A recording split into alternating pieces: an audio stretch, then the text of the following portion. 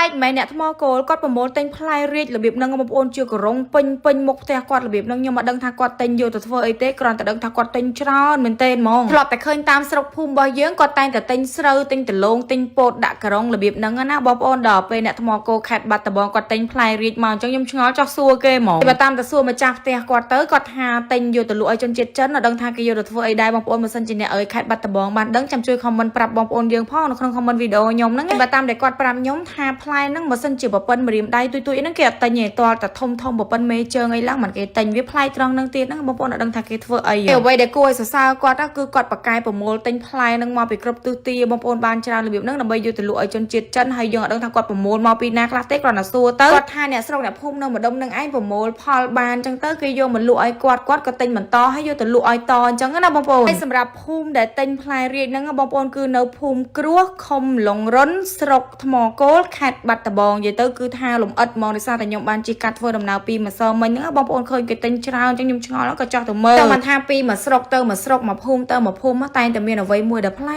កបងប្អូនសម្រាប់ប្រទេសកម្ពុជារបស់យើងទូចទេប៉ុន្តែសម្បូរអ្វីដែលប្លែកច្រើនគ្រាន់បើដែរហើយបើតាមដែលខ្ញុំគិតថាផ្លែហ្នឹងប្រហែលជាគេអាចទិញយកទៅធ្វើថ្នាំបងប្អូនដោយសារតែល្បីថាផ្លែហ្នឹងគឺជាប្រភេទថ្នាំឱសថមួយដែលបកកែអញ្ចឹងណាហើយសម្រាប់សភាពខាងក្នុងនៃផ្លែរាជបងប្អូនគឺស្តៀងផ្លែអំពិលតុំអញ្ចឹងគ្រាន់តែរសជាតិវាខុសគ្នាមួយផ្អែមមួយជូរអញ្ចឹងណាហើយសម្រាប់ខ្ញុំវាប្លែកលើកទី1របស់ខ្ញុំដែលខ្ញុំបានឃើញគឺដោយសារតែនៅស្រុកភូមិរបស់ខ្ញុំអត់ដែលមានលក់របៀបហ្នឹងអត់ដែលមានទិញរបស់ហ្នឹងឯងបងប្អូនមានទិញតែដលងពោតសណ្ដែកអីធម្មតាតែសម្រាប់ផ្លែរាជរបៀបហ្នឹងគឺនៅស្រុកភូមិខ្ញុំអត់ដែលមានសោះហ្មងគិតទៅផ្លែហ្នឹងមានផលប្រយោជន៍ច្រើនណាស់បងប្អូនក្រៅពីផ្កាវាពណ៌លឿងស្រស់ស្អាតដែលបញ្ចេញសម្រស់នៅរដូវប្រាំងយ៉ាងស្រស់ស្អាតហើយសូម្បីតែផ្លែរបស់វាក៏មានអត្ថប្រយោជន៍ទៀតអញ្ចឹងយើងគួរតែដាំតាមដងផ្លូវឲ្យបានច្រើនហើយខ្ញុំឃើញតាមដងផ្លូវនៅក្នុងក្រុងសិរីសភ័ណ្ឌក៏សម្បូរដែរផ្លែរាជហ្នឹងនិយាយពីថាផ្កាគេឡើងលឿងល្អក៏បញ្ចេញសម្រស់ស្រស់ស្អាតនៅរដូវប្រាំងរបៀបនេះឯងហើយខ្ញុំមិនដែលដឹងណាថាផ្លែរបស់គេយកទៅធ្វើមានអត្ថប្រយោជន៍របៀបហ្នឹងអត់ដែលដឹងទេបងប្អូនដល់ពេលឃើញអ្នកថ្មគោលគាត់ទិញគាត់លក់ដូររបៀបហ្នឹងមិនដឹងថាអូសត្វតលុយតាប៉ុន្តែបើតាមសួរគាត់ទៅដូចជា